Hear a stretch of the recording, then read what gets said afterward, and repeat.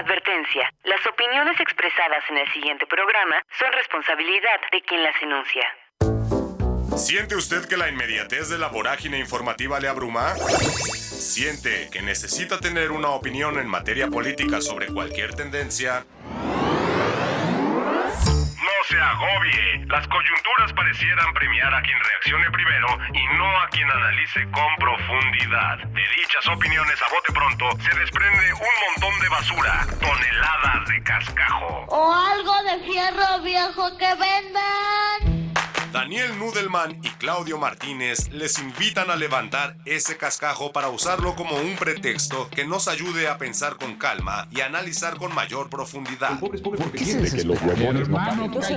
Bienvenidos a El Cascajo de Código 21.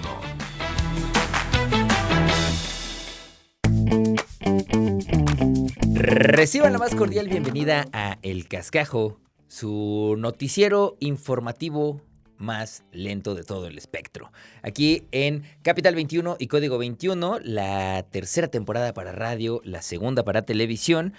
Y en este programa especial tenemos a una invitada especial que es ni más ni menos que Majo Sobranis. ¿Cómo estás, queridísima? Bien, muy contenta de estar acá en El Cascajo por primera vez. Sí, que sea la primera de muchas. Así esperemos. Bueno, si ustedes no ubican a Majo, pues es una figura del canal que seguramente deberían de ubicar. Yo les recomiendo ampliamente que la tengan bajo el radar. Pero bueno, platícanos un poquito, Majo, qué es lo que haces y para la banda que no sabe quién eres. Pues acá en Capital 21, en la tele pública de su ciudad, conducimos un espacio que se llama Jueves de Debate, como su nombre lo dice, todos los jueves.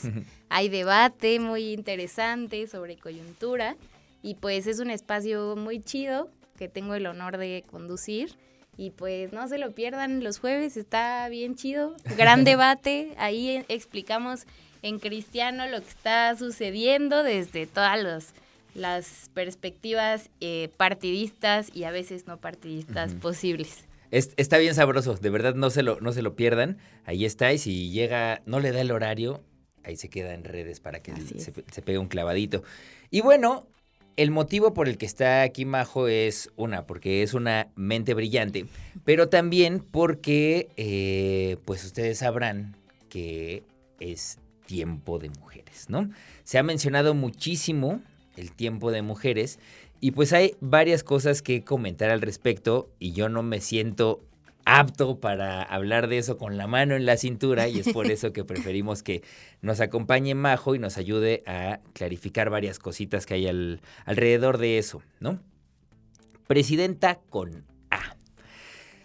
Claudia Sheinbaum Pardo resultó ganadora de la contienda electoral de este 2024 y tomará el cargo de la presidencia el 1 de octubre del año en curso. ¿Qué significa el que haya una primera presidenta en México? Pues yo le agregaría no solo que es la primera, sino que es la más votada en la historia, ¿no? Hasta hace 6 años, pues el mandatario más votado con 30 millones era el presidente López Obrador.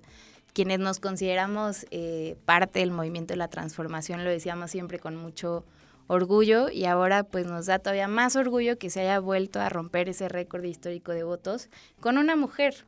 Y no es cualquier mujer porque, como seguramente recordarán quienes nos escuchan y acá toda la banda del canal, en la campaña mucho se hablaba sobre lo histórico o el valor que era que las dos punteras fueran mujeres, ¿no? En esta contienda. Y creo que la derecha, con Xóchitl Gálvez, se colgó un poco como de este discurso del tiempo de mujeres, que para ellos es un discurso y hay otros para quienes no es un discurso. Y lo que yo decía, como lo comentaba mucho así en corto con amigas, con amigos, era que no era suficiente que fuera mujer, ¿no? O sea, como que no es un comodín decir, porque es tiempo de mujeres, que lo abordaremos después, qué significa eso del tiempo de mujeres, basta, ¿no? Con tener una candidata mujer. O sea, creo que lo que le da más valor todavía a que haya llegado la presidenta Claudia Sheinbaum, ahora sí le podemos decir presidenta electa, pues es toda su trayectoria de lucha estudiantil, es su formación académica en una disciplina reservada históricamente para los hombres, ¿no? Los posgrados que estudió, todo su activismo fuera de México cuando estaba haciendo el posgrado y dentro de México. Es decir, creo que ha sido una mujer que no se conformó como con los estereotipos de género que en su momento estaban todavía, no que ahora no sean vigentes, pero ahora los cuestionamos más, considero. Y en sus tiempos, no sé, en los 70s, en los 80s, en la época de mi mamá, de tu mamá seguramente, nuestras abuelas, pues era muy difícil desafiar esos estereotipos, ¿no? Era difícil escoger qué carrera querías estudiar y pues no puedes estudiar ingeniería porque eso es para hombres, ¿no? Mucho menos puedes entrar a la política porque eso es una cosa de hombres y a las mujeres no se les respeta en ese mundo tan turbio que se le consideraba la política, ¿no? Entonces, pues sí es como como una vez comentó que le dijeron en una de sus giras, es el sueño cumplido de nuestras abuelas, nuestro también, y probablemente para nuestras hijas y nietas, pues ya no será algo tan inalcanzable, ya será algo que pueda soñar una niña de 6 años hoy, mañana y en 20 años. Y hay algo que estabas mencionando que me resuena con parte del mismo discurso de la oposición o de la derecha, que viene acompañando toda la campaña, la precampaña y casi que incluso la carrera política de Claudia Sheinbaum. Desde la oposición se ve como aquella persona que hará todo lo que le diga Andrés Manuel López Obrador. Una vez más, la saca de la posibilidad de tomar sus propias decisiones, ¿no? Y la mete en un discurso de es un figurín, es una marioneta, es tal y cual. Lo cual se puede analizar desde varios ángulos. Uno de ellos es qué tan acostumbrados está a que esto ocurre, que lo dicen con tanta naturalidad. Y la otra pregunta, o parte de esta misma discusión, sería ¿qué estaban pensando que fuera entonces Xóchitl Gálvez para ellos? Claro. ¿No? Creo que parte de este comentario desde mucha misoginia, creo que no es difícil identificarla. En la campaña, incluso antes, yo me acuerdo mucho como de un cartón, no quiero ni decir el nombre del caricaturista, pero publica en el Universal y seguramente sabrán perfecto de quién hablo. Desde mucho antes que la doctora hiciera pública su aspiración de contender en la interna de Morena, cuando ella era jefa de gobierno, que también fue la primera jefa de gobierno electa, pues ponían como esta figura de la doctora como si fueran unos hilos jalándola, o sea, el cabello, con el presidente López Obrador como el titiritero arriba, ¿no? Un cartón violentísimo por donde le veas, asqueroso, misógino, y un medio de comunicación, bueno, un periódico en este caso con el alcance que tiene el Universal. Decide publicarlo. Entonces, pues de ahí se desencadenó porque fue así como en nado sincronizado, como ocurre casi siempre con la derecha, ¿no? Como la consigna de la semana es esta, y bueno, Ciro, Lorenzo Córdoba ahora también, Loret, y bueno, todos estos salen así en nado sincronizado. Más esta playa de moneros, ¿no? Sí, claro, y este señor que no voy a mencionar. Pero, o sea, creo que no es nuevo esta misoginia que hemos visto desde tal vez cuando era jefa delegacional de Tlalpan, y desafortunadamente siento que es algo que no va a terminar en los próximos años. O sea, a pesar de que la condena pública sea cada vez mayor y que se unan voces incluso que no son simpatizantes de Morena o de la 4T a condenar como estos ataques misóginos que recibe la doctora, pues parece que entre más se les reclama, pues más recrudecen estos ataques. Y yo creo que no va a parar porque, bueno, como cualquier transición de un gobierno a otro, pues hay una temporada de ajustes, ¿no? Hay cosas que se mueven, cosillas que de repente no salen, bueno, no sé, es natural en una transición. Y ahora en unas semanas vamos a empezar una transición pues que tampoco va a ser tan turbulenta como antes, pero pues natural, ¿no? Que van a ver ahí como ciertas cosas criticables. Cuando se discuta el presupuesto en el Congreso, bueno, natural, insisto. Pero como que conforme vaya avanzando la primera etapa del gobierno de la doctora y se vayan consolidando como ciertas promesas, proyectos que ella visualizó y que la gente eligió, me parece que pues no les va a quedar de otra como a los odiadores, a los críticos y demás, que refugiarse en esos insultos misóginos como la imposibilidad de encontrar de dónde más golpear, de dónde más criticar, porque yo sí tengo fe en que va a ser un gran gobierno. Uh-huh. Y como lo dijeron en el 2017-2018, se va a caer la bolsa, el dólar, vamos a ser Venezuela, Corea del Norte y bueno, todo esto. Y no sucedió. Y pues creo que ahora lo estamos viendo ya con la intervención de Estados Unidos, que dice que el plan C nos va a llevar al comunismo fatal, ¿no? Y al fin de la humanidad. Ajá. Creo que pues va a volver a ocurrir lo que le pasó al presidente López Obrador. O sea, como ante la imposibilidad de que se cumplan como estos malos deseos que le tienen al país, uh-huh, van a tener que volver a encontrar su propia versión de narcopresidente, pero ajustada a la doctora Sheinbaum, uh-huh, y cuando es el caso de una mujer, pues, ¿por dónde más le llega? O sea, como siento que para ella no va a ser el hashtag narcopresidente, sino van a ser insultos misóginos y va a ser la títere de AMLO y demás. Y ahí me surgen como varias dudas. La derecha puede aprender, o sea, porque me da la impresión de esto, ¿no?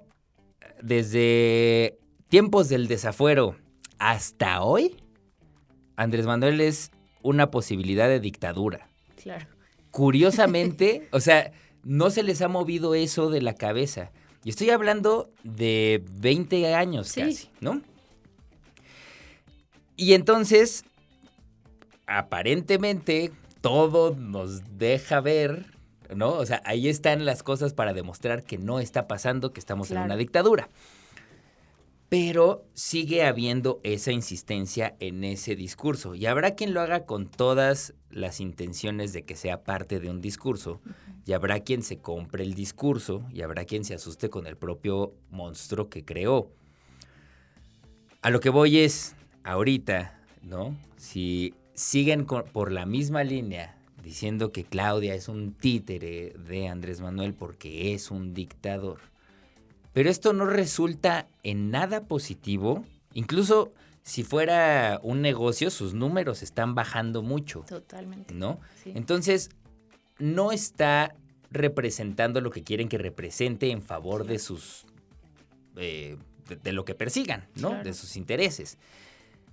¿Por qué seguirían utilizando una estrategia igual o la misma gata revolcada en lugar de replantearse qué es lo que quieren que pase con su manera de comunicar lo que hacen?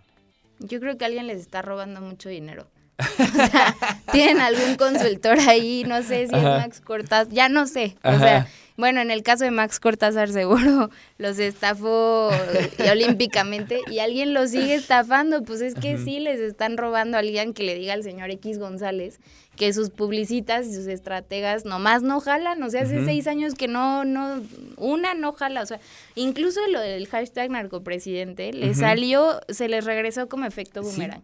Subió la aprobación del presidente, o sea, le hicieron la chamba a Morena. Sí, y de hecho, hasta las últimas mañaneras, digo, en todas, pero últimamente han seguido diciendo como, no, nos están haciendo el paro, nos están ayudando, claro, me están dejando perfecto con los números. Y así le están haciendo a la doctora también, porque la campaña era, Claudia no tiene carisma, Claudia es fría, no sé qué. Híjole, que ya daba pena de verdad escuchar a Xóchitl diciendo, o sea, el argumento como más articulado que ofreció Xóchitl Gálvez es, Claudia es fría porque no tiene carisma, o ya ni sé cómo era como su silogismo, ¿no?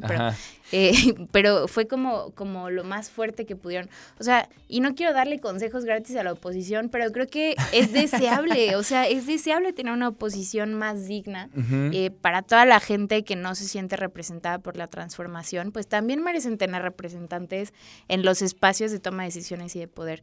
Y creo que sí, como ya lo decías tú, la oposición debe replantearse ni siquiera desde una estrategia comunicacional, sino como qué le quieren ofrecer a la ciudadanía para recuperar como todo esto que perdieron. Porque fue una verdadera tragedia, o sea, yo me imagino así un priista como de 80 y tantos años de hueso colorado, ya sabes, de cardenista de los buenos tiempos, Ajá. o un panista de simpatizante de Gómez Morín, así como ¿qué pensará esa gente como de lo que hizo Alito Moreno y Marco Cortés de sus partidos, ¿no? Y bueno, ni hablar del PRD, se llamaba en paz descanse, pero, o sea, creo que sí, como en pos de tener una oposición digna que pueda representar realmente a quienes no logra interpelar la izquierda, pues sí deberían, pues lejos de una estrategia de comunicación, pensar en cómo le ofrecen algo distinto a la gente, ¿no? Lo vemos ahora con las reformas del Plan C. La reforma judicial ha sido súper polémica y demás, pero como en vez de decir, ok, partimos de un entendido común de que esto no funciona y que la justicia no es accesible especialmente a la gente más pobre de México, ¿qué hacemos para adelante? O sea, porque eso ni siquiera ellos lo niegan, ¿no? Ellos dicen, pues sí no funciona, pero su reforma no es la solución. Bueno, hermano, proponme entonces que sí es la solución. Ajá. Y es súper, o sea, creo que es muy ilustrativo de la derecha y de la oposición en México. O sea, lejos de proponer eso, ya como que lo abandonaron, ya se rehusaron a la oposición, al diálogo parlamentario, al debate.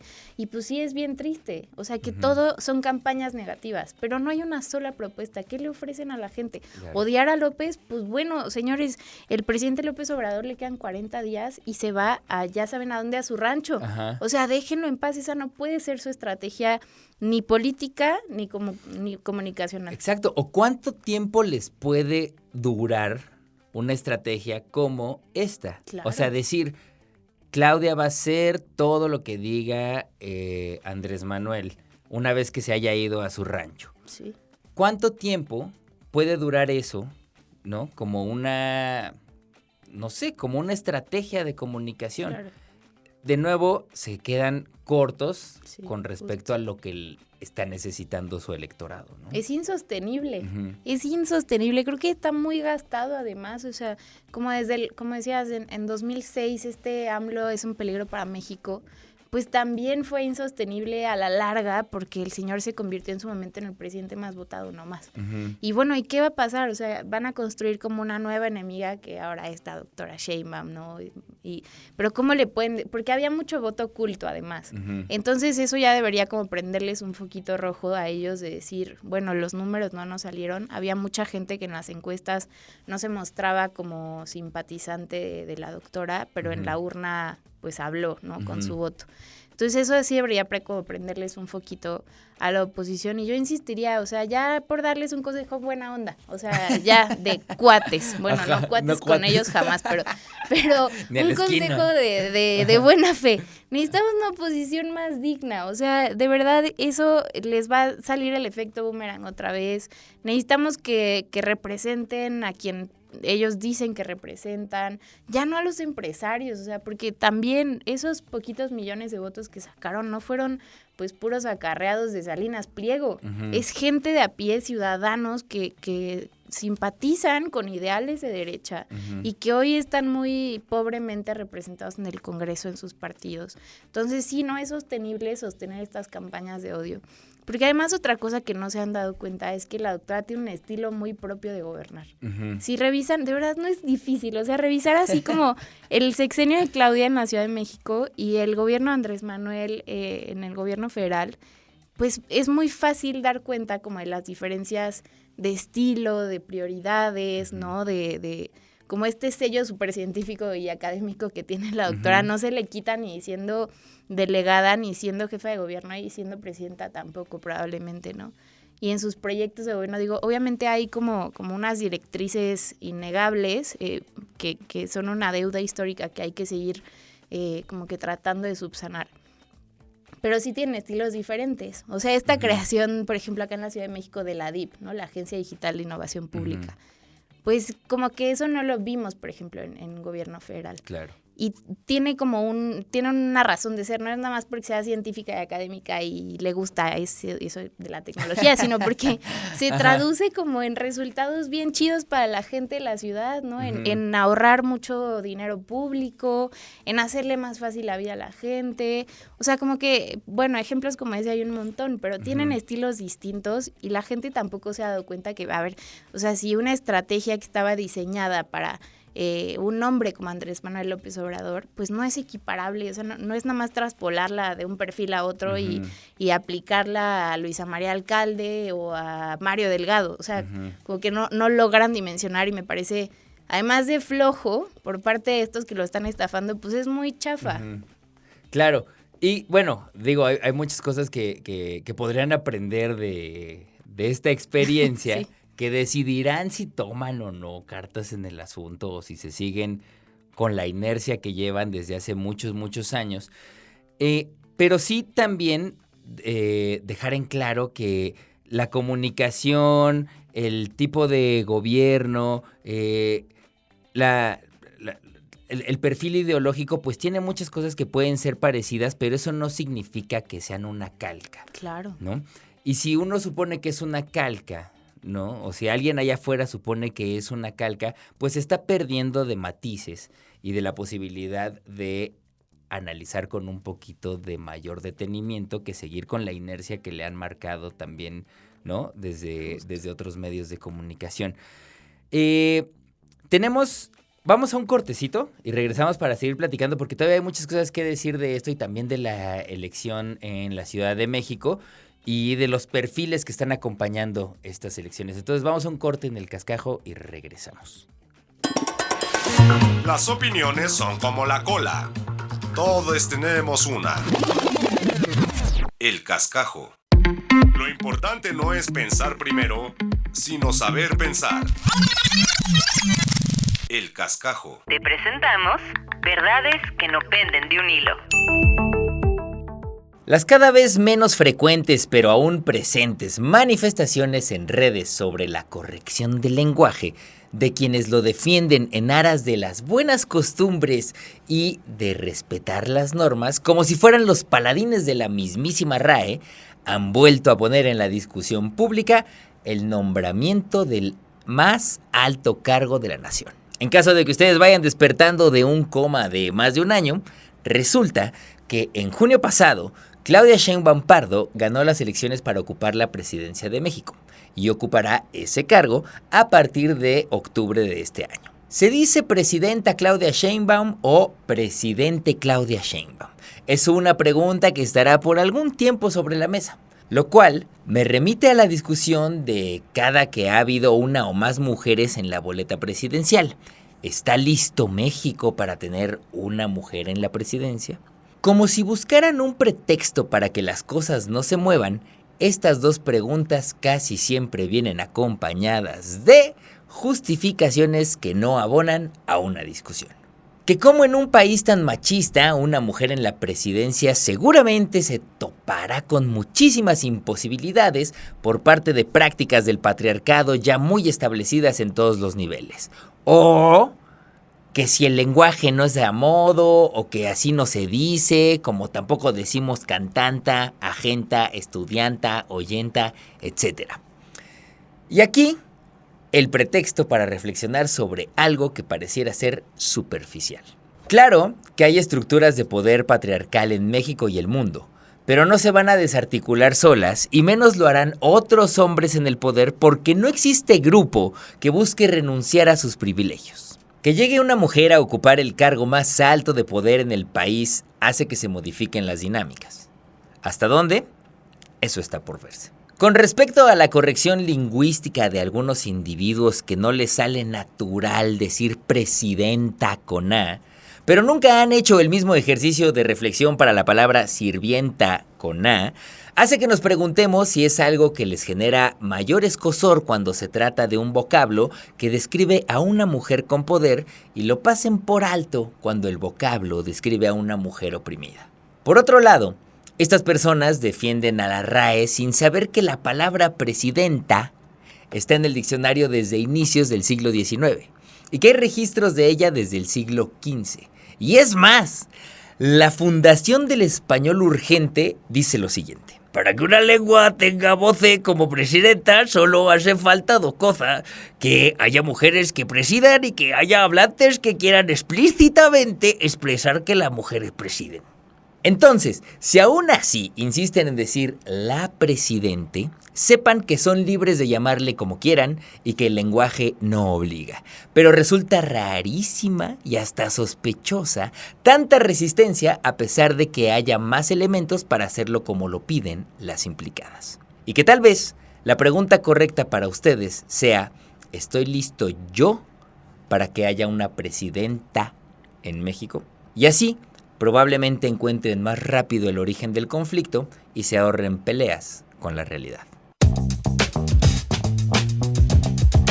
Y bien, ya estamos de vuelta aquí en el Cascajo, en el que hoy tenemos manteles largos, porque está Majo aquí en la mesa.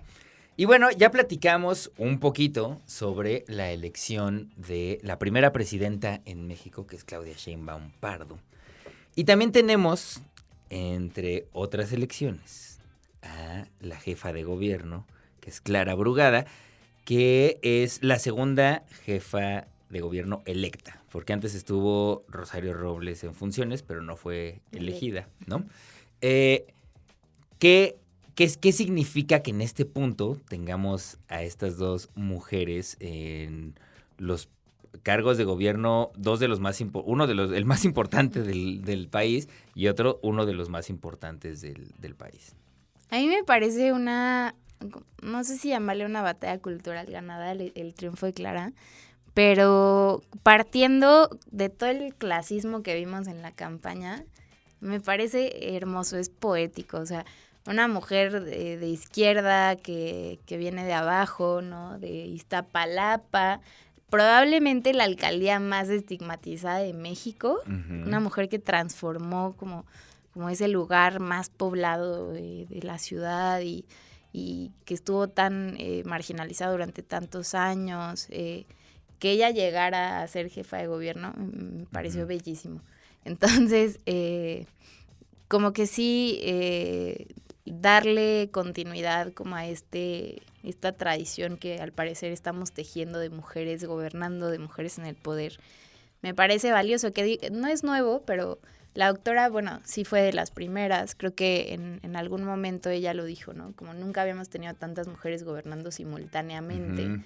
Como que hace unos años era Claudia Pavlovich en Sonora y Claudia Sheinbaum en la ciudad, y luego en el 2021 se sumaron otras 5 y luego en el 2022 me parece que ganó una más, no me acuerdo, y en el 23, bueno, el punto es que cada año, cada elección que pasa, parece que la gente opta por liderazgos mujeres para gobernar sus estados, sus ciudades, sus comunidades, en este caso pues, la Ciudad de México, por un segundo periodo vamos a tener una mujer, y de nuevo no cualquier mujer, sino una mujer enorme como Clara Brugada. Entonces, me parece que va a ser un equipo interesante verla a ella y a la doctora.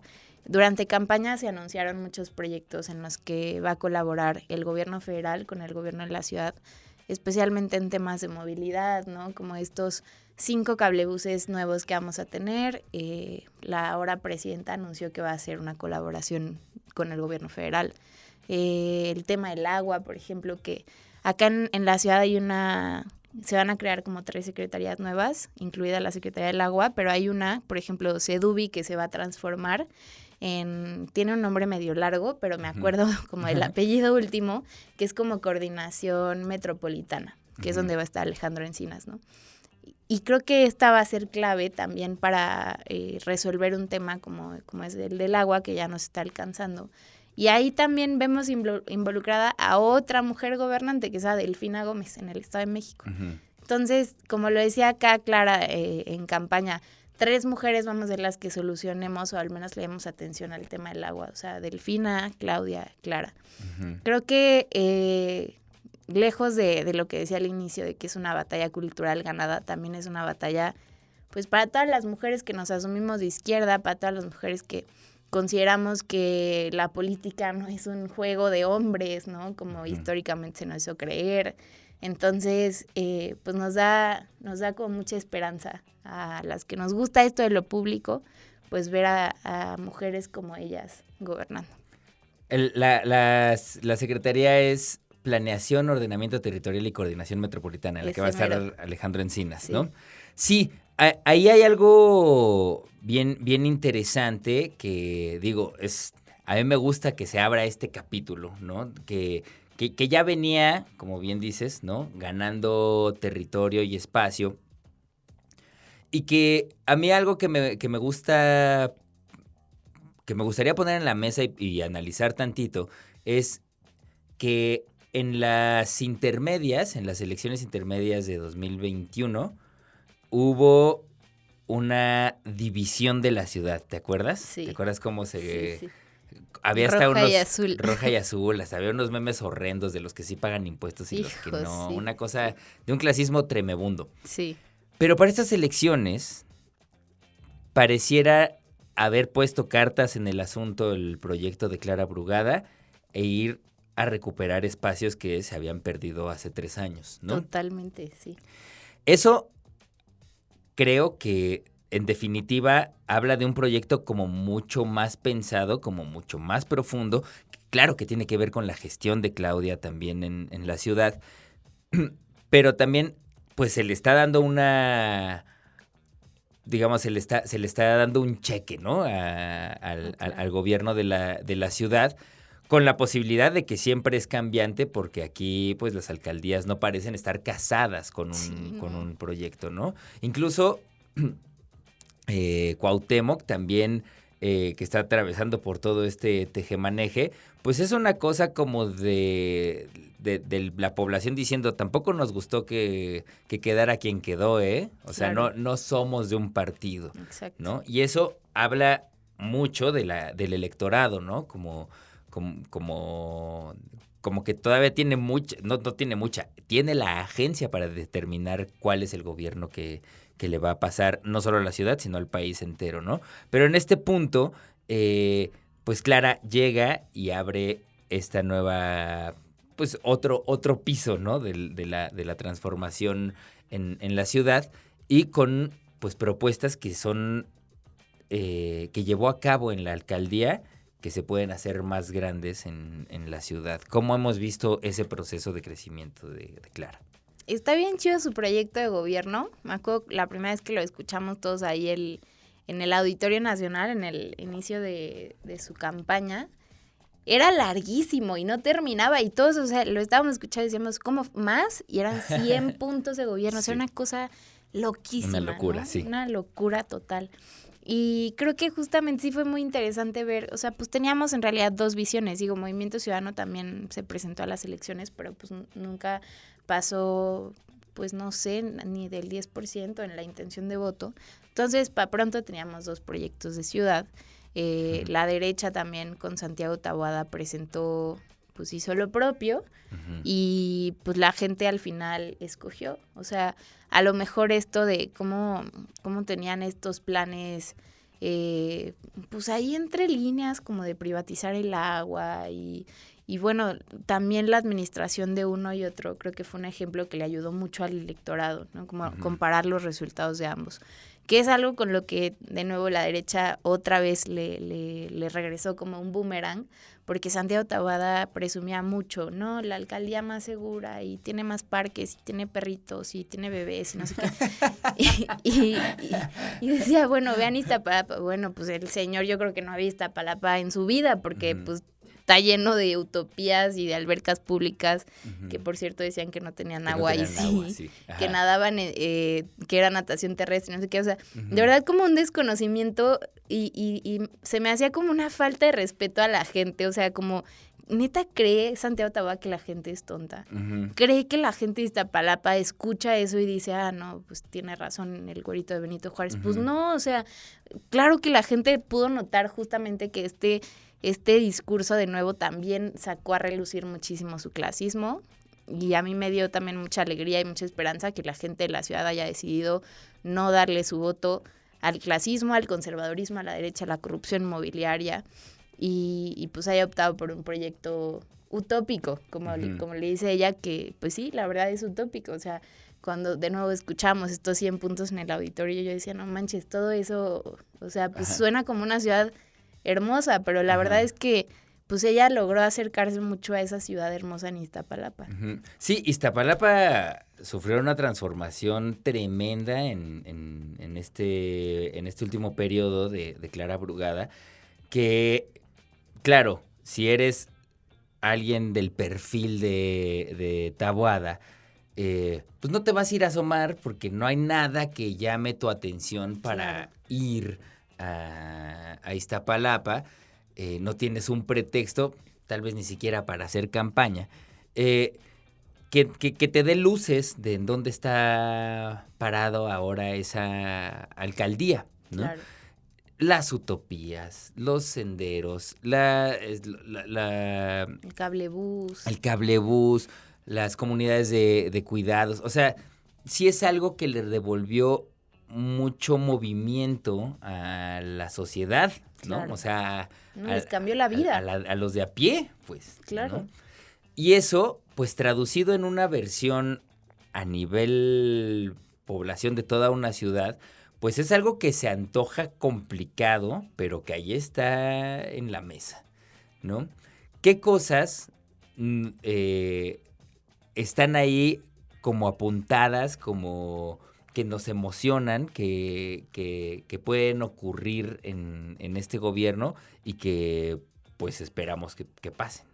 Primero, el sistema público de cuidados es, creo que una utopía para muchas mujeres de México, ni siquiera de la ciudad, sino, o sea, hablar de un sistema público de cuidados en otros estados de la República parece impensable, ¿no? Parece una locura, como que ni siquiera, o sea, hay gobernantes en otras regiones que ni siquiera ven dónde está el problema de que las mujeres asuman todas las tareas de cuidado y que asuman como este sistema capitalista en el que vivimos, que lo sostengan más bien, ¿no? Porque el trabajo de cuidado sí sostiene a cualquier sociedad actualmente. Entonces, ya pensar en eso me parece un privilegio enorme acá en la Ciudad de México. Creo que hay un problema que siempre platico con mis amigas, ¿no? Que hasta hace un poquito tiempo, pues muchas no sabíamos qué onda, qué es eso de los cuidados, qué es eso del sistema de los cuidados. Creo que hay un problema ahí todavía con cómo nombramos a eso. O sea, a lo mejor no identificamos el nombre, pero todas y todos sabemos qué es. O sea, porque cuando iban a las asambleas, le decía, bueno, también la doctora Sheinbaum lo decía, ¿no? Pero como, ¿quiénes cuidan a los niños? ¿Quiénes les dan de comer cuando regresan de la escuela? ¿Quiénes los llevan a la casa de su tía para que los cuiden lo que su mamá va a trabajar? ¿Quiénes cuidan a los enfermos, a los adultos mayores, a las personas con discapacidad? Bueno, pues todas las mujeres ahí decían como yo a todo, ¿no? Entonces, pues de nuevo, a lo mejor no lo podemos identificar cuando lo nombramos, pero todas sabemos perfectamente qué es. Entonces, el tema de que ahora la propuesta sea que el Estado asuma esas tareas, también me parece que manda un mensaje muy poderoso a todas las mujeres que son cuidadoras. Y también hay hombres que son cuidadores, pero mayoritariamente lo asumen las mujeres. Y les manda este mensaje, uno de no tienes que, por tu sexo no determina como qué roles vas a cumplir dentro de la familia ni dentro de la sociedad. Otro mensaje que me parece poderoso es no tienes que elegir un proyecto de vida en función de estas obligaciones que te ha impuesto la sociedad. No tienes que limitar tu carrera profesional por ser mamá, ¿no? O sea, o por cuidar a tus papás o a tus abuelos. Entonces, creo que en realidad lo que está detrás de un sistema público de cuidados es la libertad y la autonomía de todas las mujeres, la libertad de soñar, de desarrollar proyectos de vida en libertad, sin que sea condicionado por, de nuevo, como estas labores que la sociedad nos impone por ser mujeres. Claro que se daba por sentado. Claro. Se daba por sentado porque como también quienes tenían el poder eran solo hombres, ni siquiera estaban cuestionándose algo que daban, que, pues es un privilegio que no sabían que era un privilegio, ¿no? Exacto. O sea, lo tenían como parte de un esquema, estructura milenaria, que por qué habría de moverse, y que justamente esto, pues que que lleguen mujeres pone preguntas en la mesa que no nos habíamos hecho nadie, ¿no? O sea, que al menos no se habían hecho las preguntas las personas que tenían acceso al poder o que ejercían el poder, y que muchos hombres también estamos escuchando por primera vez. Claro. Que decimos, pues es que esto yo no lo había pensado. Pues no, claro que no lo habíamos pensado porque no nos afectaba directamente a nosotros, ¿no? Ni mujeres en ocasiones. Hay mujeres que no lo cuestionaban, que era como, pues es lo que me toca, es mi chamba. Cuidar a los niños y a mis abuelitos y darles de comer y todo. O sea, como que el hecho de ofrecerles desde una política pública que el Estado pueda asumir esas cosas que históricamente te han tocado y has asumido, parece como muy revolucionario para muchas mujeres. Y abre una puerta a las preguntas correctas, ¿no? A las discusiones en la mesa que antes no se tenían o que no sabíamos que podíamos tener. Entonces, en ese sentido, pues también es muy emocionante pensar que esto no solo cambia a la persona en el gobierno, sino cambia las conversaciones de los que estamos de este lado. Claro, ¿no? Cambia ciudades, sociedades, familias, o sea, sí me parece muy disruptivo. Y de nuevo, o sea, como no quiero dejar de hacer énfasis en que es muy privilegiado que estemos teniendo estas conversaciones acá, porque hay otras regiones del país donde esto es impensable, es una locura, ¿no? ¿Cómo que vamos a tener pues no sé, casas de días para adultos mayores para que las mujeres puedan ir a trabajar, un empleo formal, porque o sea, de verdad los datos son escalofriantes, como no los tengo acá a la mano, pero un montón de mujeres tienen que elegir trabajos de medio tiempo y a veces empleos informales porque tienen que cumplir con estas otras obligaciones. Tienen que estudiar como a un ritmo distinto, a veces ni siquiera ir a la universidad es una opción. O sea, es increíble el sacrificio que hace una mujer por asumir como todas estas tareas que nomás te tocan porque sí, porque naciste mujer. Exacto. Oye, Majo, hay un punto que tenemos aquí pendiente que es los gabinetes de ambas, ¿no? O las gabinetas, porque lo que tiene es que pues están muy centrados en la paridad, ¿no? Y incluso a veces hay más representación femenina en unos que en otros, pero incluso que exista ahora una Secretaría de la Mujer, o sea, como que son varias cosas las que se están moviendo de inicio, así como de, a ver, sí, pero con permiso, ¿no? Claro. ¿Qué significa? ¿Qué cosas nuevas hay que no se habían puesto sobre la mesa, como la Secretaría de la Mujer? ¿Qué significa que haya tantas mujeres en cargos de secretarías en este momento? Bueno, ¿qué es lo que se viene, pues? Creo que así como lo comentábamos hace un ratito, ¿no? Que cada vez como elección tras elección fueron llegando más mujeres a gobernar sus estados.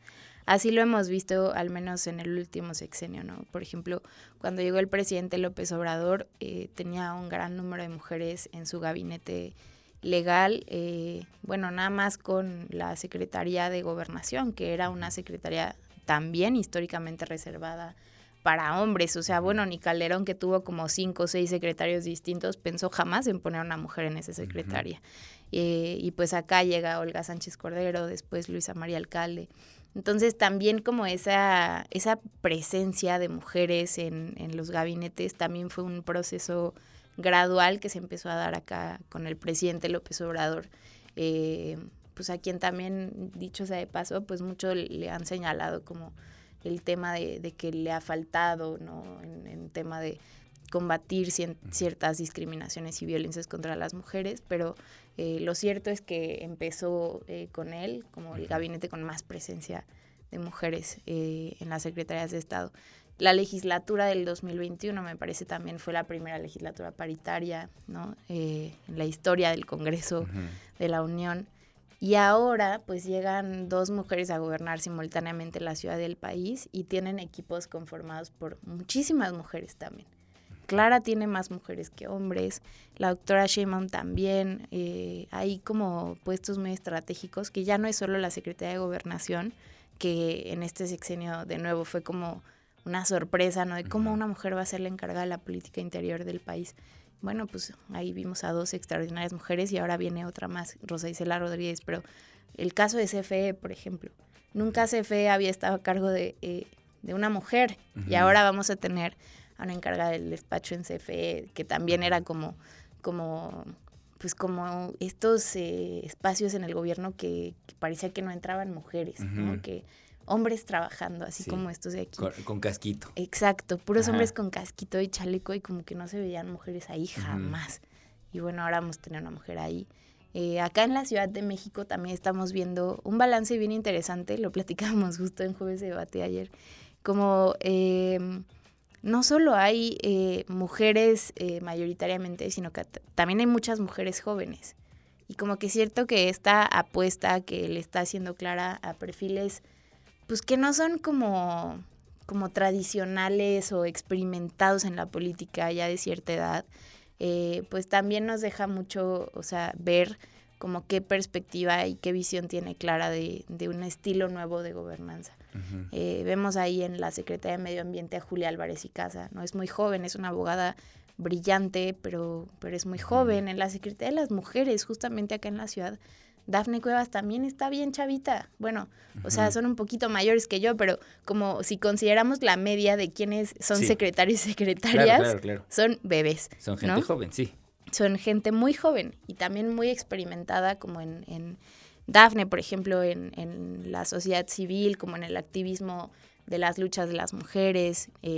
Julia también como en las causas medioambientales, en la demanda colectiva contra el maíz transgénico. Bueno, creo que nos deja ver justo como qué deseos tienen para la administración pública. Me parece que sí es un cambio no solo de imagen, sino de estilo, que también te habla de un relevo generacional importante, que está bien chido pensarlo hace 6 años, pero que pues hoy lo vamos a ver como ya materializado.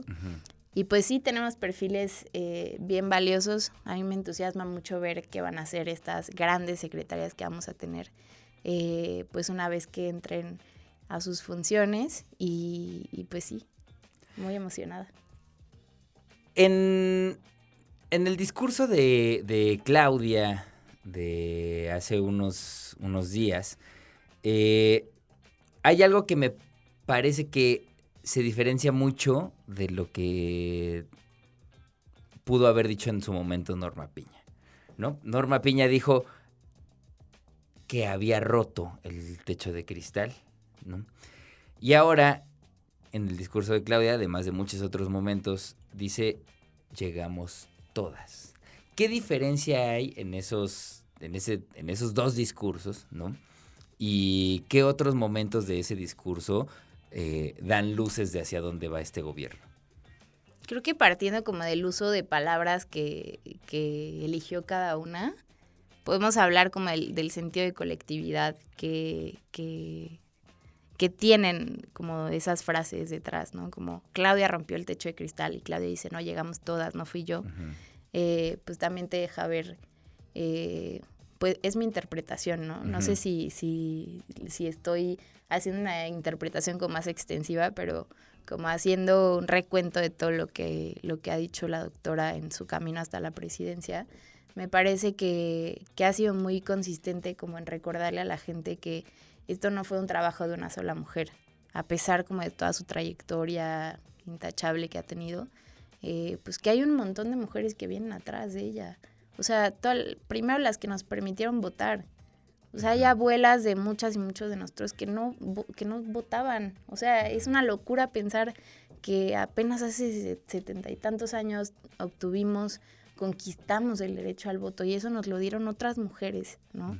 El hecho de poder aspirar a ser gobernadoras, diputadas, presidenta de la Corte. O sea, yo no sé si la presidenta Norma Piña no se acuerda como de todo lo que tuvo que pasar en este país, todas las revoluciones y transformaciones que tuvimos que pasar para que ella estuviera ahí, ¿no? O sea, no es como una sola persona rompiendo el techo de cristal, no solo basta con que seas mujer, o sea, como que me parece que nombrar como todo lo que tuvo que pasar para que lleguemos a este momento, no solo es no dejarnos olvidar y no mantener viva la memoria, sino también honrar como a todas esas mujeres que nos permitieron llegar hasta acá. Y creo que en el discurso del Metropolitan de hace unos días, como lo dijo en algún momento la presidenta, ¿no? Como esto también es por todas mujeres anónimas de la historia de México. Como todas las mujeres olvidadas, como todas las mujeres que no llegaron a los titulares de los periódicos, pero que hicieron, que dejaron incluso la vida atrás por conquistar nuevos derechos para las que veníamos. Y creo que de eso se trata, ¿no? Como las mujeres que activamente nos involucramos, pues se trata, pues sí, de cambiar nuestras realidades, pero sobre todo como qué le vamos a dejar a nuestras nietas, como siempre lo pienso así, como nuestras abuelas a lo mejor nos dejaron el derecho a votar y nosotras qué le vamos a dejar a las que vienen. Pues ahora a lo mejor Claudia Sheinbaum les deja esta posibilidad de ser presidentas, no solo de soñarlo, sino de serlo.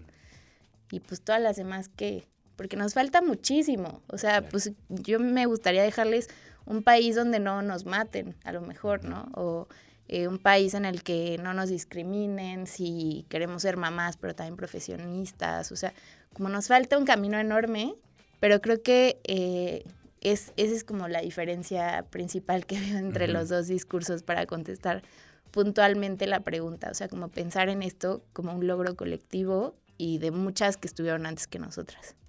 Buenísimo. Pues vamos a ir a un corte y regresamos para seguir platicando aquí en El Cascajo con Majo Soberanis. Las opiniones son como la cola. Todos tenemos una. El Cascajo. Lo importante no es pensar primero, sino saber pensar. El Cascajo. Esto es Mentira, Falacia o Berrinche en El Cascajo. Estamos en Mentira, Falacia o Berrinche en El Cascajo. Es la sección en la que definimos si lo que se expresó en redes sociales por parte de la señalada es una mentira, una falacia o un berrinche. Y esto es lo que nos entregó hace unos días Denise Dresser. Hoy, después de 14 años en la hora de opinar, me despido y entiendo que no es necesario decir por qué, más allá de estas palabras. Hay destituciones que son como una medalla de honor y esta es una de ellas. Agradezco a Leo Zuckerman y a quienes hicieron este espacio posible. Entré a Televisa y al programa cuando por fin, después de muchos años, se logró la apertura democrática de los medios. Ahora me notifican de lo que llaman un proceso de reestructuración frente al nuevo contexto político. Los ciclos se acaban, pero las luchas no. Dejo el asiento en la mesa con el deseo de que quien lo ocupe mantenga la independencia intelectual, sostenga una estricta vigilancia al poder, exponga la corrupción, denuncie el amaciato entre el poder político y el poder económico, defienda la libertad de expresión y siempre, siempre denuncie los abusos y la injusticia, provengan de donde provengan. Que use su voz para el bien de las mujeres de México, que mantenga viva la aspiración democrática. Quizá estas ideas, estos ideales, no tengan apoyo mayoritario en este momento, pero eso no significa que sean menos importantes. En algún momento volverán a serlo. Porque como escribe el músico Nick Cave, la esperanza a veces se siente como la postura más indefendible y solitaria del mundo. Pero la esperanza no es una posición neutral, es adversarial, es una emoción guerrera que combate al cinismo. La esperanza nos exige y nos recuerda que hay causas que vale la pena defender. Y yo espero estar ahí, siempre esperanzada, en los espacios mediáticos que pueda conservar. Y en mis redes sociales de Facebook, Instagram, TikTok, X, antes Twitter.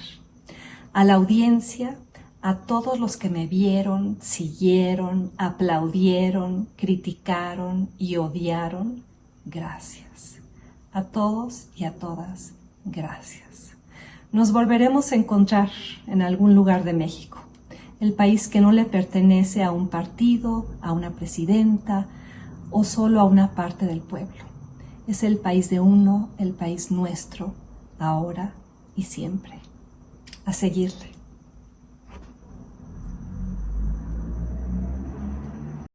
Bueno, ahí estuvo lo que nos entregó Denise Dresser en este video conmovedor hasta las lágrimas, un gancho al lagrimal que pues yo sí sentí como después de verlo como que me regresaban las cadenas que nos había quitado la Libertadora. Sí. Y pues nada, ¿qué opinión te merece este fragmento? La señora Denise Ortiz de Domínguez, es un gran personaje para nuestra independencia y libertad como nación. Ay, no, pues qué desagradable de ver, la neta, con todo respeto, o sea, todos somos libres de hacer el contenido que queramos, pero híjole, o sea, a mí, yo de verdad cuando le puse play por primera vez, dije, de verdad está a punto de decir que esto es culpa de López, que la está censurando López, la mandó a censurar, el Palacio Nacional le mandó la orden a Televisa de censurarla. Bueno, al menos se mesuró un poquito, pero pues dijo como que se llegó a ese acuerdo o le notificaron una cosa así. A ver qué viene para ese programa. Pero, híjole, no, sí fue desagradable de ver. Y digo, claro que siempre la reverencia del final no tiene parangón. Por favor, no se la pierdan. Es algo que podría... O sea, puede quedar tatuado en sus memorias, se puede convertir en una de sus peores pesadillas, pero también puede ser una fuente de muchas risas. ¿Qué hay detrás de todo esto? ¿No? Bien decías que parecieran hablar de censura sin utilizar la palabra, ¿no? Esto pasó, lo mismito pasó cuando le quitaron a Chumel Torres su programa de HBO, ¿no? En el que no se responsabilizó de lo que dijo e hizo. Claro. Pero sí tuvo a bien señalar que era una instrucción de Palacio, ¿no? Lo cual me resulta complicado de imaginar, ¿no? Sí. A Andrés Manuel mandando, ¿no? Llamando, hola, Juan HBO, ¿puedes quitar, por favor, el programa de Torres? Y lo mismo de este lado. Claro. ¿No? Azucena Oresti también. Eso quiso deslizar cuando se fue Milenio. Como que muy tramposamente y cínica, la verdad, en su video, quiso deslizar la posibilidad de que había sido un golpe de censura por parte de Palacio Nacional y después, pues muy penoso para ella, tuvieron que explicar pues que no, que había sido de común acuerdo. Exacto. De nuevo, ¿a dónde puede llegar esa necesidad de entrada, de ponerse en el ojo del huracán, ¿no? Y decir... Yo estoy generando todo esto que ha orillado al gobierno a censurarme. Y la otra también pensar en, ojo, trabajas en una empresa privada que tiene intereses económicos y que dependen de su rating y de que esto funcione, ¿no? Desde hace un rato que le apostaron a un formato o más que un formato, a una línea discursiva.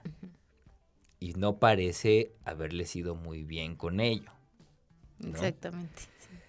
En este instante, pues a lo mejor mantener la misma línea discursiva seguir apuntando hacia abajo. Claro.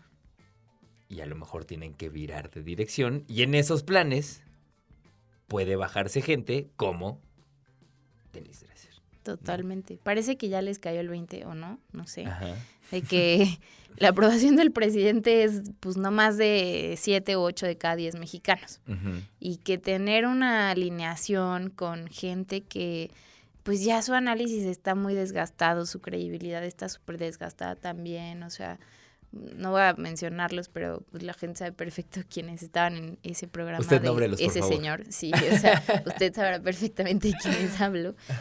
Pues ya la verdad creo que era muy costoso tenerlos ahí, o sea, como cargar con ese peso muerto, cuando la realidad allá afuera es otra, o sea, cuando pones a 3, 4 mujeres y hombres a decirles que estamos viviendo en Venezuela y que el comunismo está de vuelta, y allá afuera la gente, 7 u 8 de cada 10 están con el proyecto del presidente López Obrador, pues me parece bastante tonto, o sea, me parece tirar el dinero a la basura con todo respeto. Entonces yo no sé si ya les cayó el 20 o se quieren ver democráticos y no sé qué, porque, a ver, esto, o sea, que menciona también en su video de la democratización de los medios, no fue por la buena voluntad de Televisa. Claro. O sea, hubo una lucha estudiantil que les presionó detrás, brutal, acá en México hace, ¿qué? 12 años, una cosa así. 2012. Sí, no fue por la buena voluntad de los medios de comunicación, fue por muchísima gente que luchó para que eso sucediera. Y tú lo dijiste, son empresas que tienen interés económico, o sea, al final del día no creo que dimensionen el papel que juegan en una democracia, ni el valor que tienen para las audiencias que los consumen, ¿no? Entonces, pues bueno, yo celebro que ya no esté. O sea, la verdad, o sea, la neta, desde que, bueno, hace mucho que yo perdí como el respeto por ese personaje, pero hubo un momento como clave, ahora que estamos hablando del tiempo de mujeres, en que Denise hizo un comentario súper desafortunado sobre una diputada de Morena joven, y ella se aferraba como a que eso no era machismo, y pues por supuesto, o sea, incluso estuvo denunciada por violencia política de género.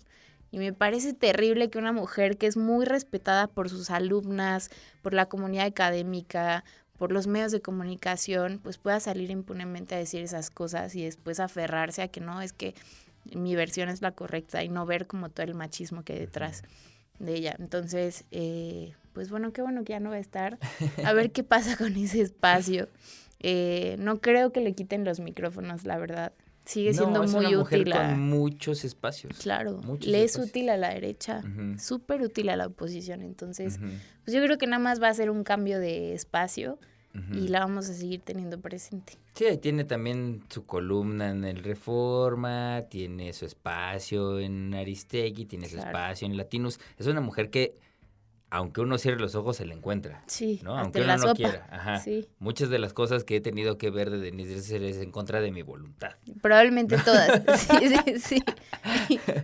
Pero sí, bueno, o sea, hablando, me parecía importante ponerla en el panorama, porque es cierto que es tiempo de mujeres, pero tampoco es cierto que esté decantado que por ser mujer, Claro. la opinión es, digamos, parte de lo mismo. Claro. ¿no? También hay mujeres que le hacen el juego a otros poderes. ¿no? A otros hombres también. Y o a sea, otros hombres. a muchas, sí, intereses económicos, partidistas, como es el caso de Denise Dresser, que, híjole, pues este video que, pues ese creo que no lo vi en contra de mi voluntad porque estuvo muy divertido, pero cuando está en este programa del que ya se va y le cuestionan que si y defender el ideal democrático era hacerlo con el PRI, con el PAN y el PRD. Ajá, eso lo hace con Pérez Sí, Ricard. Pérez Ricard le cuestiona eso y ella como que se frisea así muchísimo y el conductor le dice, sí, dile, Denise, dile. Ajá. Y ella como que entra en shock, como en pánico y se queda así súper apanicada la pobre Denise Dresser.